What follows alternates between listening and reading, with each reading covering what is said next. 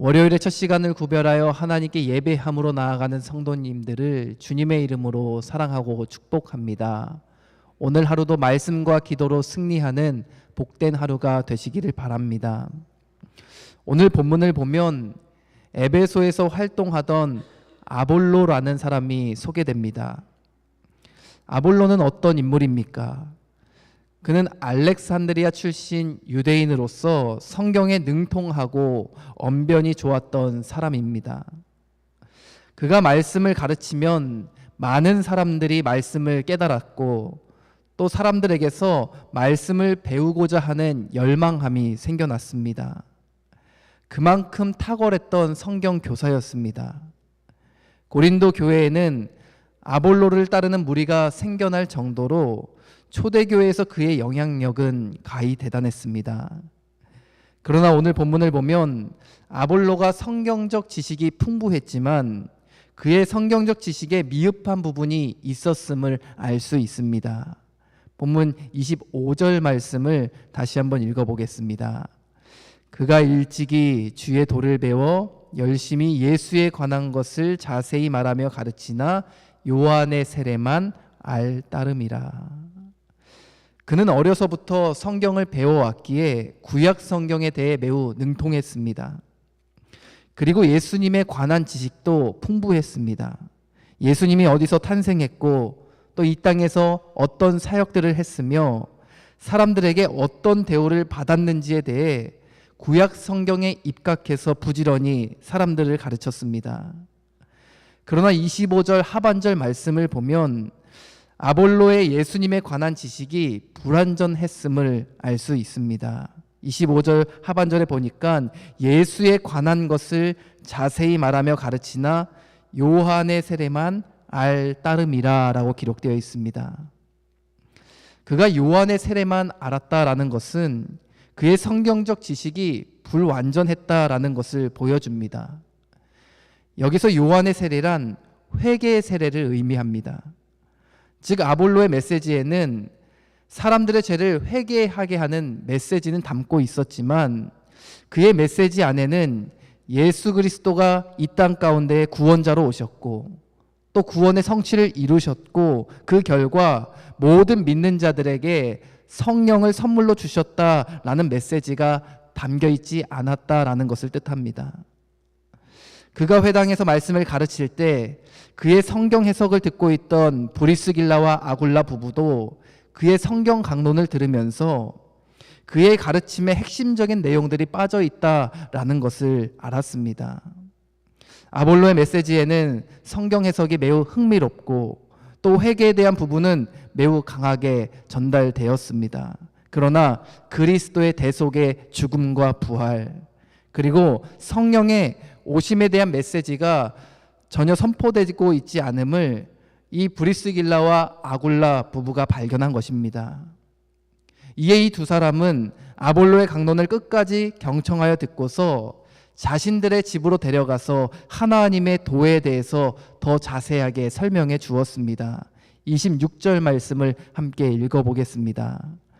그가 회당에서 담대히 말하기 시작하거늘 브리스길라와 아굴라가 듣고 데려다가 하나님의 도를 더 정확하게 풀어 이르더라. 아멘. 브리스길라와 아굴라는 아볼로에게 그리스도의 죽음과 부활 그리고 성령의 오심에 대해 정확하게 가르쳐 주었습니다. 그런데 참으로 놀라운 것은 당대에 뛰어난 석학이자 탁월한 성경교사였던 아볼로가 그들의 가르침에 대해 전혀 반박하지 않고 그대로 수용했다라는 것입니다. 아볼로는 성경에 대한 지식이 매우 풍부했던 성경교사였습니다. 그러나 이에 반해 브리스길라와 아굴라 부부는 천막을 만드는 사람들에 불과했습니다.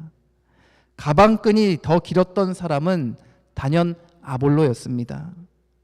사실 많이 배우고 많은 것을 안다고 자신하는 사람이 다른 사람의 이야기를 듣거나 수용하는 것은 결코 쉬운 일이 아닙니다. 그리고 자신보다 배우지 못한 사람에게 배움을 받는다는 것은 더욱 어려운 일입니다. 그러나 아볼로는 브리스길라와 아굴라 부부의 가르침을 잘 경청했습니다. 이를 통해 알 수 있는 것이 무엇입니까? 그는 다른 사람의 말을 들을 줄 아는 겸손함이 있었다는 것입니다. 이렇듯 자신의 신앙생활에서 부족한 부분을 발견하기 위해서는 타인의 말을 들을 줄 아는 겸손함이 필요합니다.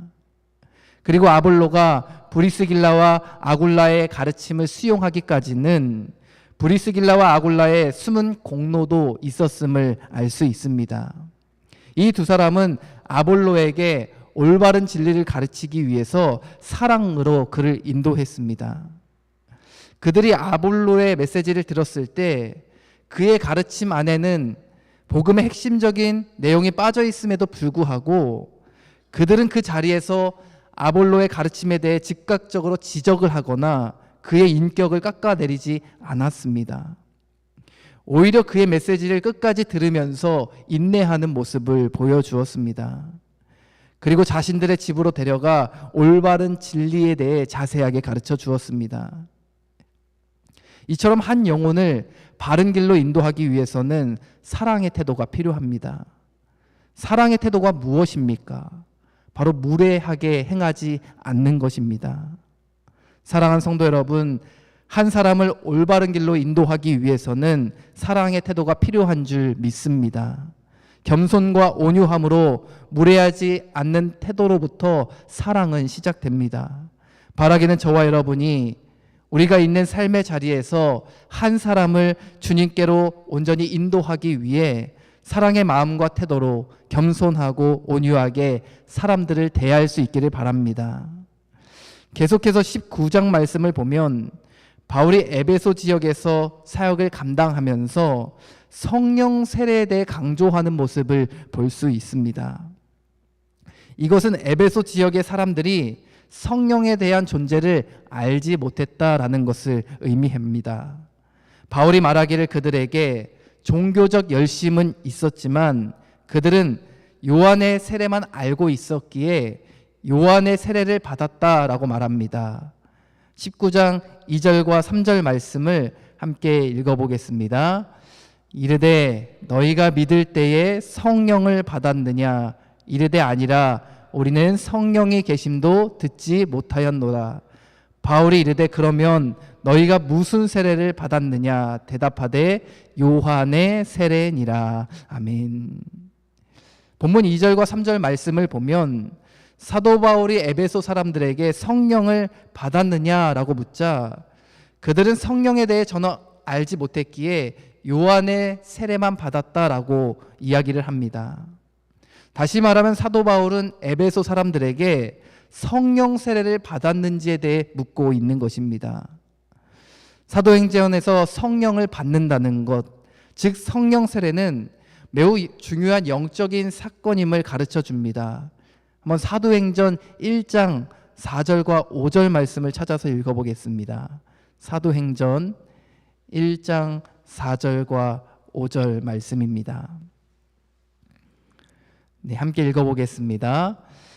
사도와 함께 모이사 그들에게 분부하여 이르시되 예루살렘을 떠나지 말고 내게서 들은 바 아버지께서 약속하신 것을 기다리라. 요한은 물로 세례를 베풀었으나 너희는 몇 날이 못되어 성령으로 세례를 받으리라 하셨느니라. 아멘. 예수님께서 부활하시고 승천하시기 전에 사도들과 함께 식사하실 때에 성령 세례를 받아야 함에 대해 강조하셨습니다. 성령 세례가 무엇입니까? 성령 세례란 예수 그리스도의 이름으로 받은 세례를 의미합니다. 더욱이 예수님을 믿고 성령이 임재하여서 성도의 삶을 새롭게 변화시키는 것을 가리켜 성령 세례라고 말합니다. 예수님께서는 성령을 받은 사람들을 통해서 사도행전 1장 8절의 말씀이 성취될 것을 약속하셨습니다. 오직 성령이 너희에게 임하시면 너희가 권능을 받고 예루살렘과 온 유대야와 사마리아 땅끝까지 이르러 내 증인이 되리라 하시리라 라는 이 말씀이 성령을 받은 사람들을 통해 성취될 것이라고 말씀하셨습니다. 이를 통해 알 수 있는 것이 무엇입니까? 신앙생활은 결코 나의 노력이나 의지만으로 감당할 수 있는 것이 아니다라는 것입니다. 성령이 내게 임하면 하나님이 부어주시는 그 능력을 부여받아서 땅끝까지 이르는 복음의 증인이 될 수 있다라는 것입니다. 그러므로 신앙생활은 나의 노력과 의지만으로 가능한 것이 아닙니다. 내 안에 거하신 성령이 주시는 힘과 능력으로 하는 것이 신앙생활인 줄 믿습니다. 그렇게 우리는 늘 우리 안에 성령이 거하기를 간절히 소원해야 합니다.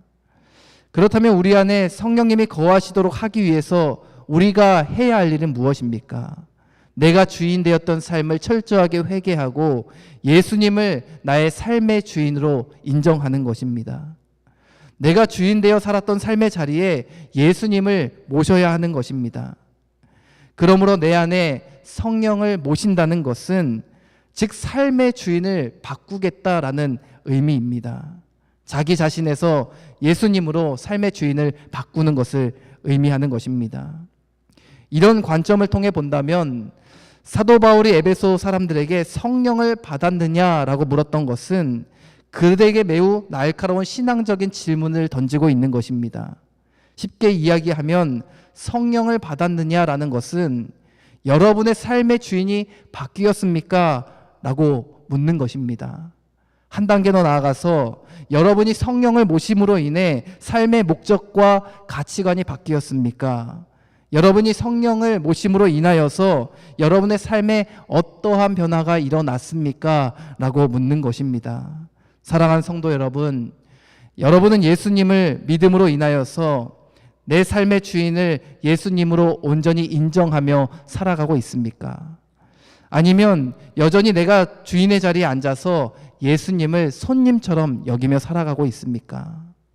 참된 신앙생활은 예수님을 나의 삶의 주인으로 인정하고 또 주님이 주시는 힘과 능력으로 주님을 위한 삶을 살아내는 것입니다. 삶의 목적이 나를 위한 삶을 넘어서서 주님을 위한 삶으로 바뀌어 새로운 삶의 목적을 품은 채로 살아가는 것입니다. 간절히 바라기는 저와 여러분이 내 안에 성령을 모심으로 인하여서 인생의 주어가 나 자신에서 예수님으로 바뀌어지기를 바랍니다. 한 걸음 더 나아가 나를 위한 삶을 넘어서서 예수님을 위한 삶을 살아갈 수 있기를 주님의 이름으로 간절히 축원합니다. 기도하겠습니다. 하나님, 오늘도 우리에게 새날을 허락하신 주님의 은혜에 감사합니다. 한 사람을 올바른 길로 인도하기 위해서는 우리 안에 사랑하는 마음이 있어야 함을 깨닫게 하시니 이 또한 감사합니다. 사랑은 무례히 행하지 않고 온유하고 겸손한 마음인 것을 알게 하시니 감사합니다. 내가 남들보다 낫다는 신앙적 우월의식을 가지고 사람들을 판단하고 정죄하는 것이 아니라 사랑하는 마음으로 남들을 돌보아 주님께로 인도하는 겸손하고 온유한 주님의 자녀되게 하옵소서. 신앙생활은 결코 나의 힘과 노력만으로 감당할 수 없는 것임을 고백합니다. 성령님을 내 삶의 주인으로 모시고 성령님이 주시는 힘과 지혜로 주님이 맡겨주신 사명을 감당하는 주님의 자녀들 되게 하여 주시옵소서. 지금까지 내 삶의 주인을 나 자신으로 여기며 살아왔던 어리석음을 용서하여 주시고 내 삶의 주인은 오직 예수님 한 분이심을 고백하며 인정하는 삶을 살아가게 하여 주옵소서. 그리하여 우리의 삶을 통해 내 안에 계신 주님이 온전히 나타나질 수 있도록 인도하여 주옵소서. 오늘도 우리와 함께 하시는 예수님의 이름으로 간절히 기도합니다. 아멘. 하늘에 계신 우리 아버지여, 이름이 거룩히 여김을 받으시오며 나라가 임하시오며 뜻이 하늘에서 이루어진 것 같이 땅에서도 이루어지이다. 오늘 우리에게 일용할 양식을 주시옵고 우리가 우리에게 죄 지은 자를 사하여 준 것 같이 우리 죄를 사하여 주시옵고 우리를 시험에 들게 하지 마시옵고 다만 악에서 구하시옵소서. 나라와 권세와 영광이 아버지께 영원히 있사옵나이다. 아멘.